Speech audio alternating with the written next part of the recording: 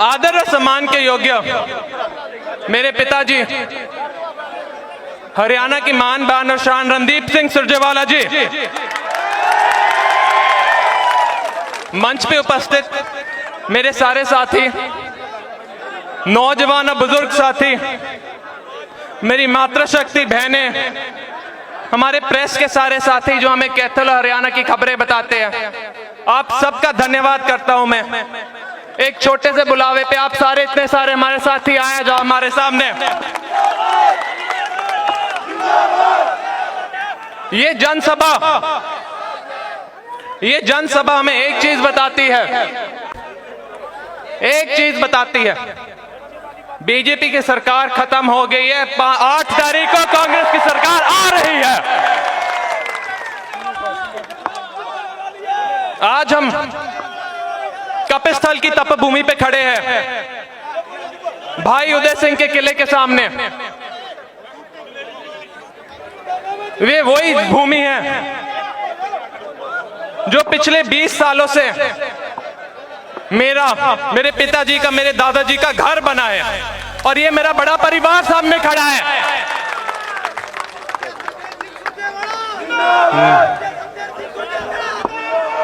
और हमने अपने घर को सजाने की और रोशन करने की पूरी कोशिश की। 2004 से 14 इतने अनेक काम किया, अगर मैं गिनने लगूंगा तो हम तो यहां 4 बजे तक बैठे रहेंगे। डॉक्टर भीमराव अंबेडकर के नाम से गवर्नमेंट कॉलेज, अनेक पॉलिटेक्निक, वर्ल्ड क्लास यूनिवर्सिटीज, अस्पताल, 36 बरादरियों के लिए धर्मशाले, बाईपास, ओवरपास, अंडरपास, बिजली घर, सीवेज सिस्टम, मैं इंडोर स्टेडियम, आउटडोर स्टेडियम, इतने सारी की सारी चीजें हमने बना के दी। क्यों दी? अपने परिवार के लिए हमने बना के दी। बट हम सब जानते हैं पिछले 10 सालों में क्या हो गया। हमारे घर की हालत, हमारे हरियाणा की हालत क्या हो गई। वही किसान जिनकी ये जमीन है, जितने इतने सालों से खेती करके हमें खाना देते हैं, पूरे देश को खाना देते हैं, उनके खिलाफ, इनके विरोध में ये सरकार काम करती है। इतने पूरे हरियाणा के इतिहास में इतनी किसान विरोधी सरकार कभी नहीं हुई है। वो 3 काले कानून के खिलाफ हमारे भाई बहन बंधु बॉर्डर पे, दिल्ली के बॉर्डर पे खड़े रहे। 700 से ज्यादा शहीद हो गए। इस सरकार ने कुछ नहीं किया। मेरे युवा साथी जो रोजगार चाहते हैं, जो अपना भविष्य बनाना चाहते हैं, उनका भविष्य इन्होंने खत्म कर दिया। हरियाणा पूरे प्रांत में के पूरे देश में नंबर 1 हुआ करता था। आज नंबर 1 सिर्फ एक चीज में रहता है, बेरोजगारी में।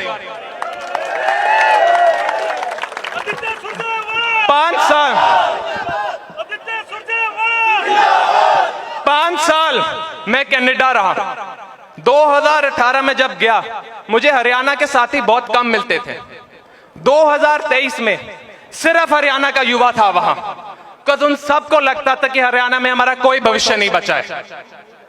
सब बोलते थे हम अपने जमीन, अपने माँ बाप की जमीन बेच के, पैसे उधार पे लेके ऑस्ट्रेलिया, कनाडा, यूके, अमेरिका चले जाएंगे, क्योंकि हमें मेहनत करनी है, काम करना है, अपने परिवारों का नाम रोशन करना है।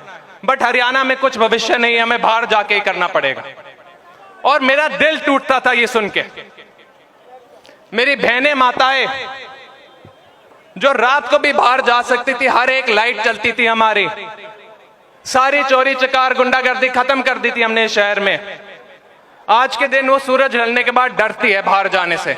वो बोलती है पता नहीं हमारे साथ क्या कर दे, क्या हो जाए, कोई ध्यान तो रखता ही नहीं हमारा। मैं आपको एक चीज बताता हूं, कांग्रेस पार्टी, मेरे पिताजी, मेरे दादाजी सरकार एक विजन के साथ चलाते थे। अगले 10 साल 15 साल में हमारे कैथल, हमारे हरियाणा का हमें क्या करना है। इस भाजपा सरकार को विजन का वी भी नहीं आता।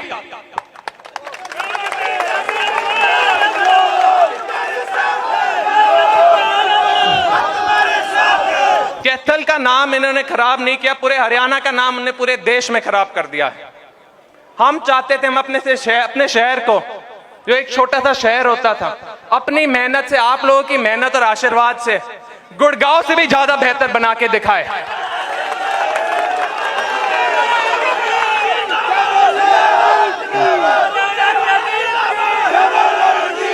सर,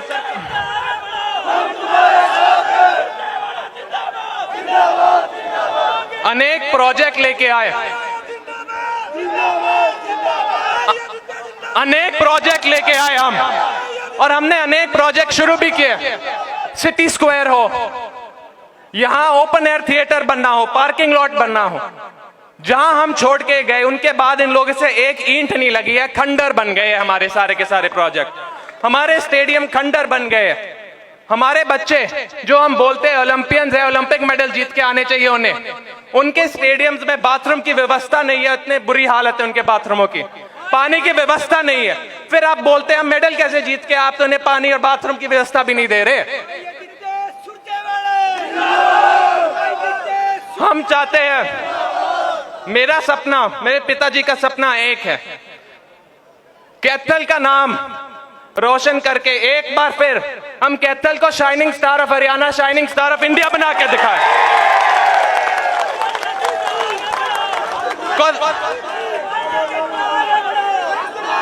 दादाजी के समय से हमें सिर्फ एक चीज सिखाई गई है, काम की राजनीति कैसे करनी है। ये पार्टी भाजपा सरकार सिर्फ नफरत की राजनीति जानती है, जाति धर्म की राजनीति जानती है, उन्हें विकास करना तो आता ही नहीं। वो गरीब आदमी के साथ कभी खड़े ही नहीं होते, उसके विकास के बारे में सोचते नहीं। हम बोलते हैं हम गरीब आदमी के साथ हमेशा खड़े हैं, रात हो या दिन हो। जब उसका विकास होएगा, जब गरीब आदमी, आम आदमी का विकास होएगा, हमारा हरियाणा पूरे देश का खुद ही विकास हो जाएगा। बट उसके लिए हमें आप सबकी मेहनत की, आप सबके आशीर्वाद की जरूरत है।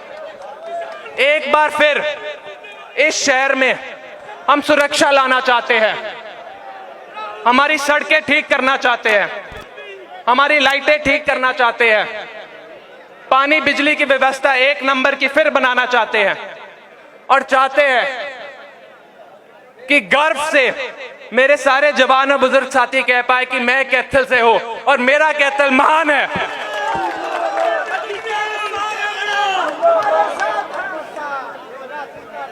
जब तक मेरे पास युवा खड़े हैं, गरीब आदमी खड़े हैं, किसान आदमी खड़े हैं, मेरे साथ खड़े हैं, उनकी ताकत से मैं जानता हूं हमें कोई नहीं हरा सकते। इतनी बड़ी मार्जिन से जीत के आएंगे, कैथल ने अपने इतिहास में नहीं देखा होगा।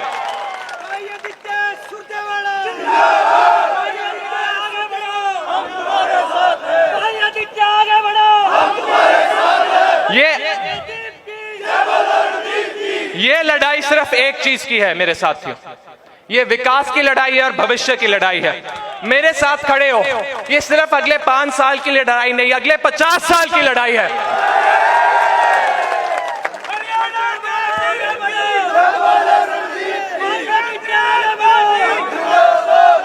आप सारे साथी, हमारे सारे कार्यकर्ता, आप लोग हर एक कैथल के उस साथी के पास जाओगे, हर घर में जाओगे और ये समझाओगे, बताओगे जो हम सबको पहले से ही पता है।